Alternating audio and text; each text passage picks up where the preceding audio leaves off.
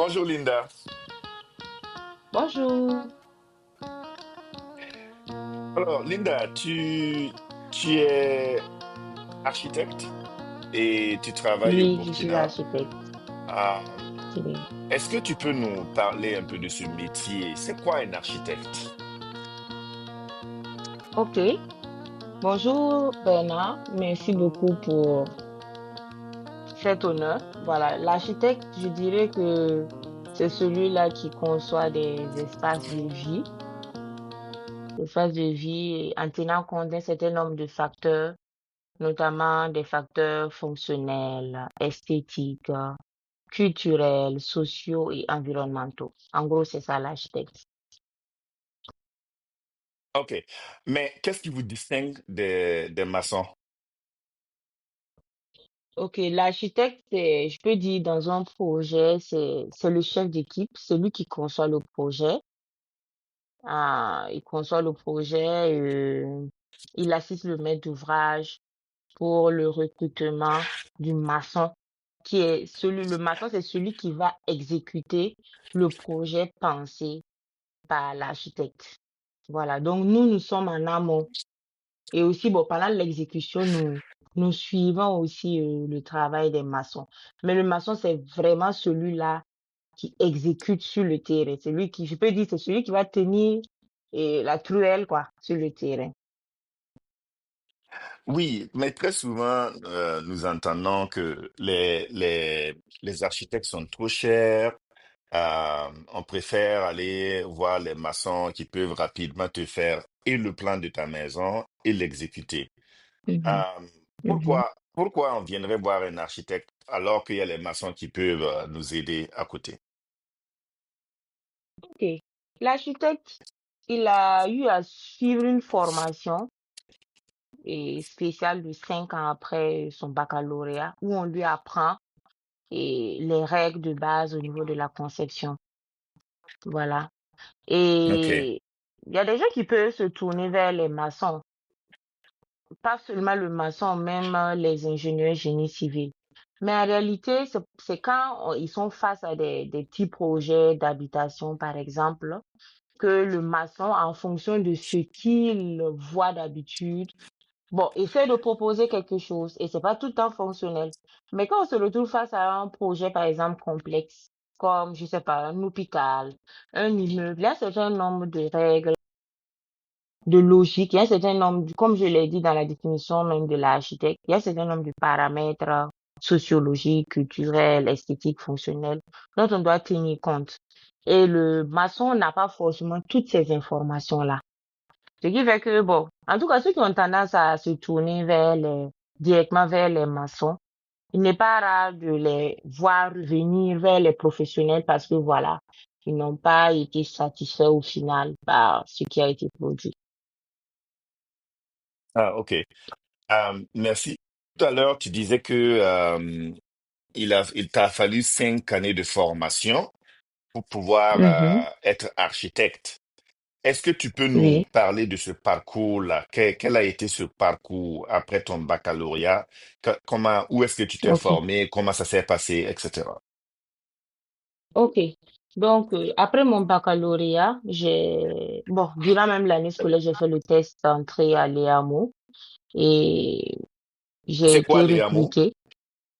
L'École africaine des métiers de l'architecture et de l'urbanisme du Togo, au Togo. C'est une école inter-État qui a été créée par 14 Ok, États africains. Voilà, donc, ok. en tout cas, jusqu'à présent, la majorité quand même des architectes dans la sous-région, en Afrique de l'Ouest, en Afrique centrale, ont été formés à l'EAMO, École africaine des métiers de l'architecture et de l'urbanisme. Voilà, donc après le bac, j'ai intégré l'EAMO où on a suivi une formation de 5 ans. Voilà. Et les 2 premières années, c'était vraiment tout ce qui on nous a appris tout ce qui est base technique pour le métier de l'architecte. Et là, les trois dernières années, on est rentré vraiment dans tout ce qui est aspect normes, aspect culturel, l'histoire de l'architecture, aspect conceptuel et tout. Voilà, pour tout ça, pour à la fin être sanctionné par un master 2 en architecture. Donc après l'obtention de mon diplôme, je suis revenue au Burkina où j'ai fait d'abord une période d'essai de 6 mois à l'issue de laquelle j'ai été recrutée dans un premier cabinet. Donc j'ai fait en tout 2 ans dans ce cabinet et après j'ai rejoint un autre cabinet où j'ai fait 8 ans. Et là, OK. je suis maintenant en train de créer ma propre société, mon propre cabinet d'architecture avec un associé. Voilà, donc c'est un peu ça OK. le parcours. Ah.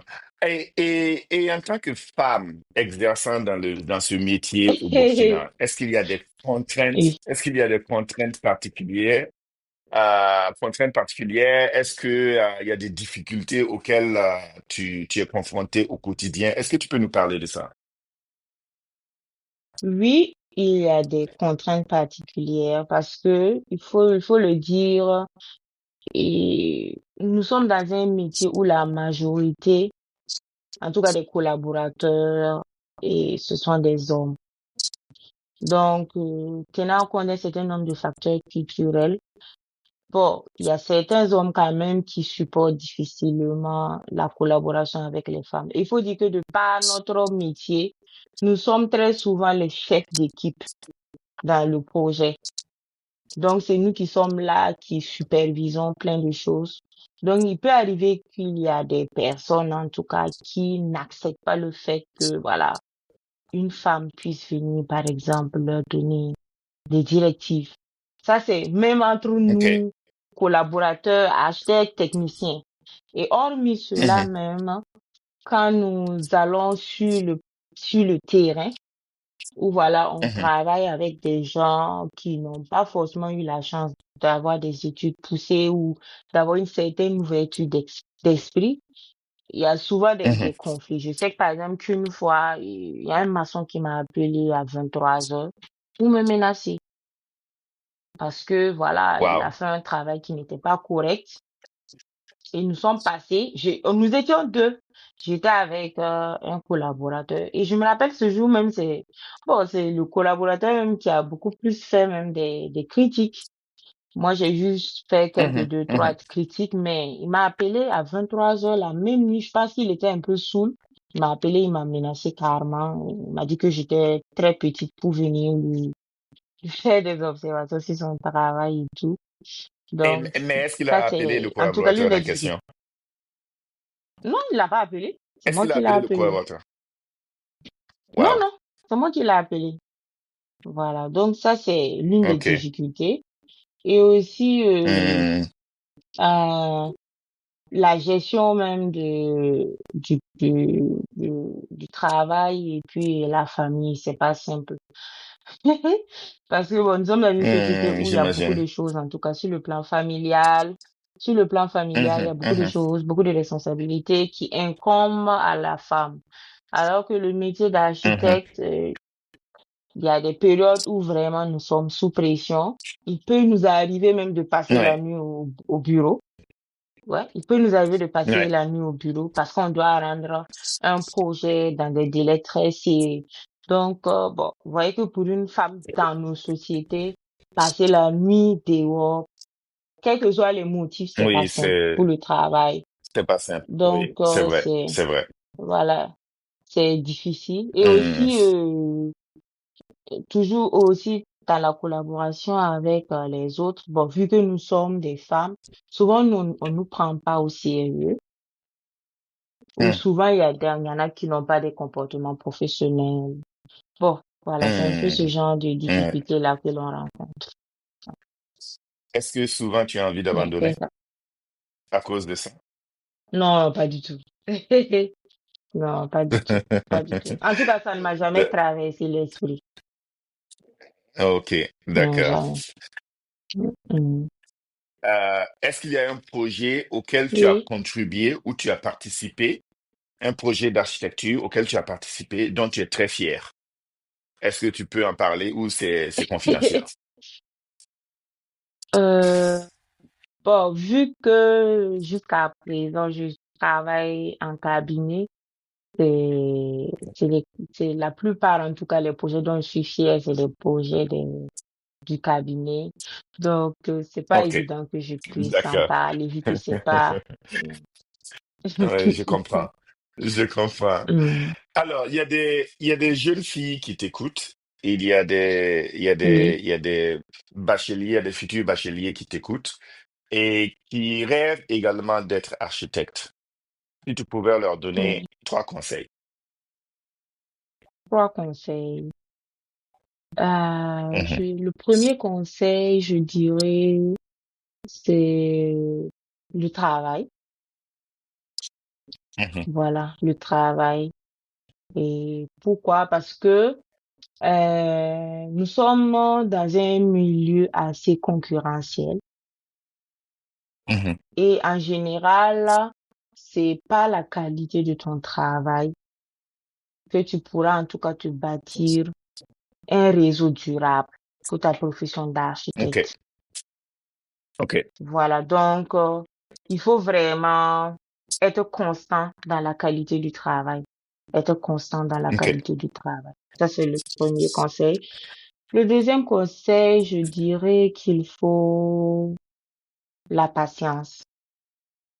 La patience ok. parce que je sais que nous qui, et quand nous étions sur les bancs et qu'on voyait les architectes avec un certain niveau de vie, on se disait, ben, ah, dès qu'on va sortir, vite fait, on va se retrouver aussi avec les belles voitures, les grands voyages, les grands projets et tout. N'est-ce pas, hein? Mais, et je, mais quand nous avons fini les études, on s'est retrouvé face à la réalité. On s'est rendu compte que, Oui. en tout cas, une certaine désillusion.